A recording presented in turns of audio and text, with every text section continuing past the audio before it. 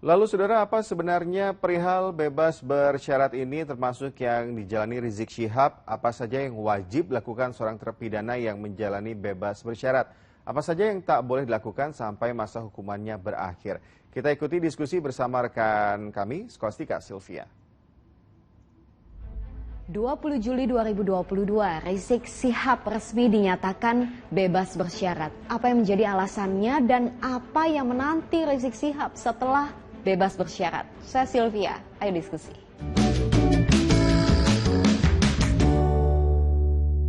Bebas bersyarat, keputusan ini diberikan Kementerian Hukum dan HAM kepada Rizik Syihab yang telah menjalani masa tahanan sejak 12 Desember 2020.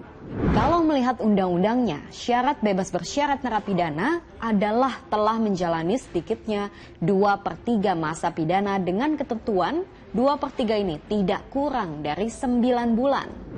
Lalu bagaimana dengan Rizik Syihab? Dari 3 pidana yang diputuskan hakim, ini dia lama tahanan yang dijatuhkan.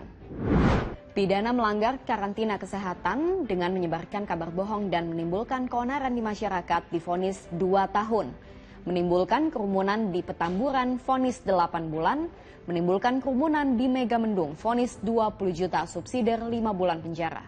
Diketahui bahwa PB ini diberikan setelah menjalankan 2/3 dari masa pidananya.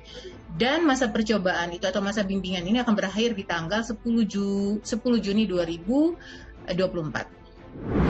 Maka karena ini adalah hak konstitusionalnya Habib Rizik Syihab, ya, tentu dia patut juga mendapatkan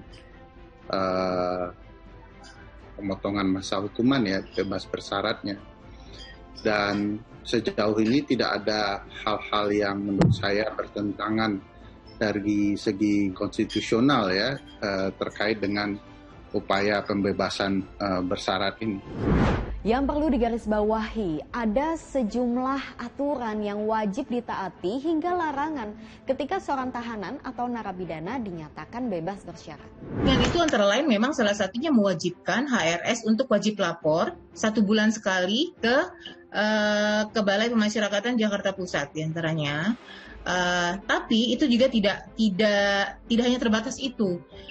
Jadi PK atau pembimbing kemasyarakatan, Balai Pemasyarakatan Jakarta Pusat akan melakukan bimbingan kepada HRS. Banyak aturan, ya, aturan khusus dan aturan umum antara lain adalah tidak melakukan tindakan yang berpotensi meresahkan masyarakat, apalagi berimbas atau berdampak pada pidana. Apabila ini sampai terjadi, hak bersyaratnya akan dicabut. Hal yang sama juga diamini oleh pakar hukum pidana. Dia nggak boleh melakukan tindak pidana apapun terkait dengan perbuatan-perbuatannya, gitu, apapun, ya. Artinya kalau itu sampai dilakukan akan ada pencabutan terhadap pembebasan bersyaratnya itu, gitu. Tapi yang pasti setelah ini dia sudah bisa menghirup udara segar, ya. Artinya kalau dianggap, ya, harusnya lebih bijaksana, ya, karena sudah menghadapi kasus yang cukup banyak begitu. Masa bebas bersyarat Rizik Syihab akan selesai pada 10 Juni 2024. Yang juga perlu kita ingat, jangan sampai pembebasannya dijadikan komoditas politik oleh pihak-pihak tertentu.